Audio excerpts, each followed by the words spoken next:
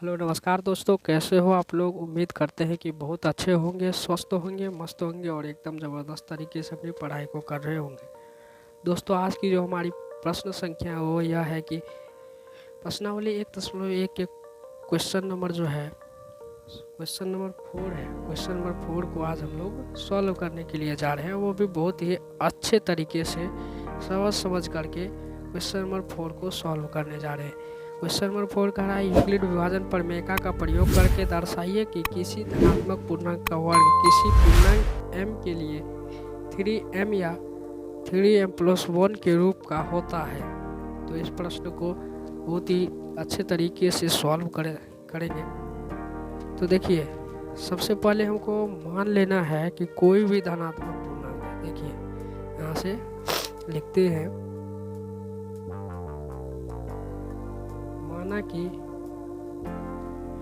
माना कि कोई धनात्मक पूर्णांक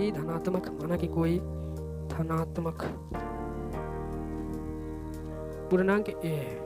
माना कि कोई धनात्मक पूर्णांक a है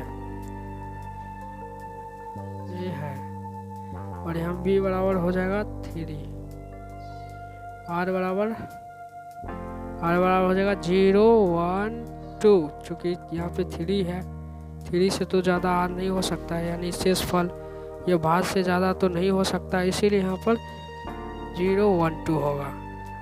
और उसके बाद है यूक्लिड विभाजन प्रमेयिका से हम लगाते हैं। तो यूक्लिड विभाजन प्रमेयिका से लगाते हैं हम लोग, यूक्लिड विभाजन प्रमेयिका से, यूक्लिड विभाजन प्रमेयिका से। यूक्लिड विभाजन प्रमेयिका क्या कहता है कि a बराबर BQ प्लस R होता है। a बराबर BQ प्लस में R होता है, जहाँ क्या होता है, जहाँ R जो है 0 से बड़ा या उसके बराबर होता है और B से छोटा होता है। ये होता है यहाँ इसका कंडीशन। अब देखिए, अगर हम लोग r बराबर 0 रखते हैं, तो क्या होता है, जब देखिए आप लिखते हैं, जब r बराबर 0 लेते हैं, देखिए यहाँ पे 0 है ना, r बराबर 0 लेते हैं तो क्या होता है कि a बराबर क्या हो जाता है, r बराबर 0 लेंगे तो a बराबर हो जाएगा b बराबर, चूँकि 3 है तो a बराबर हो जाएगा, यहाँ पे ये बराबर का चिन्ह, a बराबर क्या हो जाएगा, तो a बराबर हो जाएगा, b बराबर 3 है, q का मान q हमने दीजिए और r बराबर तो 0 ले रखे हैं, ठीक है। तो ये हो जाएगा। अब कह रहा है इसका वर्ग करने के लिए, तो इसका वर्ग भी यही पर कर लेते हैं। तो दोनों तरफ वर्ग करने पर,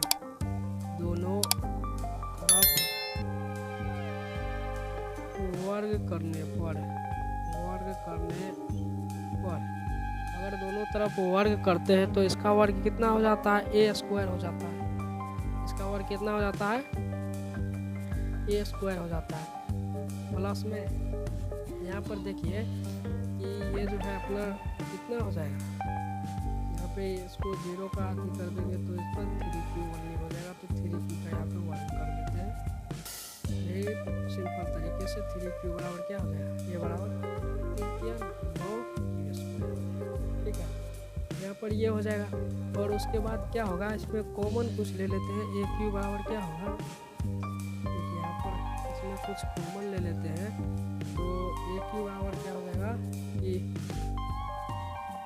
aq है और aq बराबर दे देंगे अपना लोग,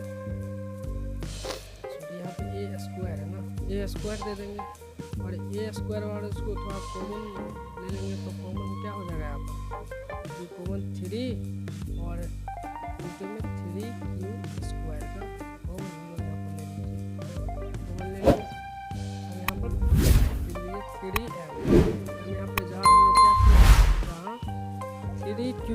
3q² को m माने, 3q² बराबर m माना, 3q² बराबर m माना, ठीक है। अब आपने दूसरी कंडीशन अपना क्या कह रहा है, जब r बराबर 0 लेते हैं, जब क्या करते हैं, r बराबर 0 लेते हैं तो अपना कंडीशन क्या आता है, तो अपना ये आता है 3m। जब r बराबर 1 ले लेंगे तो r बराबर 1 ले लेंगे तो क्या हो जाएगा, ये बराबर, जब r बराबर 1 लेंगे तो ये कितना है, B3 Q कितना है, और 1 यहाँ पे 1 हो जाएगा। ठीक, अब दोनों तरफ फिर इसमें भी वर्ग कर देते हैं, दोनों तरफ वर्ग करने पर अब देखिए दोनों तरफ वर्ग करने पर क्या हो जाएगा, और दोनों तरफ अगर वर्ग करेंगे तो ये a स्क्वायर हो जाएगा, और इसका वर्ग हो जाएगा 3Q प्लस में 1, और इसका होल स्क्वायर हो जाएगा बराबर a स्क्वायर इक्वल टू कितना हो जाएगा, a स्क्वायर इक्वल टू हो जाएगा ये a स्क्वायर के फॉर्म a प्लस बी के होल स्क्वायर के फॉर्मूला पर बैठाएंगे तो ये हो जाएगा 3Q का स्क्वायर प्लस में 2, 3Q प्लस में इंटू में 1 हो जाएगा, और प्लस में 1 का स्क्वायर हो जाएगा। इस प्रकार ये हो जाएगा। तो ए स्क्वायर और क्या हो जाएगा, यहाँ पर हो जाएगा कि 9 का क्यू स्क्वायर, ठीक, प्लस में 2 तिया 6Q, ये इस प्रकार हो जाएगा, और ये प्लस में 1 हो जाएगा, प्लस में ये 1 हो जाएगा। अब देखिए अब यहाँ पर क्या होगा, इसमें हम कॉमन ले लेंगे, कॉमन लेने के बाद क्या होगा कि 3 का कॉमन ले लेंगे तो इसमें हो जाएगा 3Q स्क्वायर प्लस में 2Q, और इस 1 को बाहर में रखेंगे। अब देखिए ये क्या हो जाएगा, तो 3, अब इसको मान लेते हैं m, 3Q स्क्वायर और प्लस में 2Q को मान लेते हैं m, और प्लस में ये कितना हो जाएगा, प्लस में ये हो जाएगा 1 इक्वल टू उतना अपना लोग को हो जाएगा।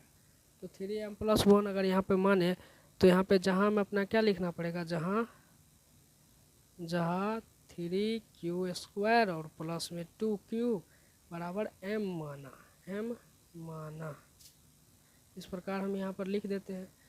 अब यहाँ पर अपना लोग को लिखना क्या है, अतः यह सिद्ध हुआ कि किसी धनात्मक पूर्णांक का वर्ग किसी पूर्णांक m के लिए 3m या m प्लस 1 के रूप में होता है। अतः यह, थोड़ा इधर कर देते हैं, अतः यह सिद्ध हुआ कि किसी धनात्मक पूर्णांक का वर्ग किसी धनात्मक पूर्णांक का वर्ग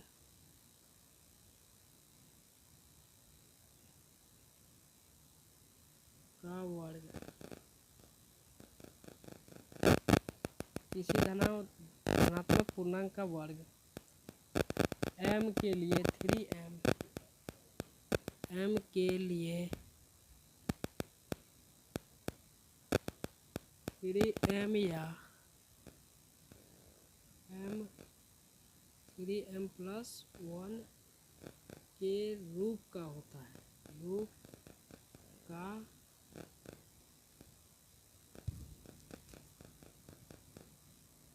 होता है 3m या 3m प्लस 1 के रूप का होता है। इस प्रकार हम लोग ने प्रश्नावली 1.1 के प्रश्न संख्या 4 को सॉल्व कर दिया है। फिर मिलते हैं अगले प्रश्न के साथ अगले वीडियो में, तब तक के लिए धन्यवाद। जय हिंद, जय भारत।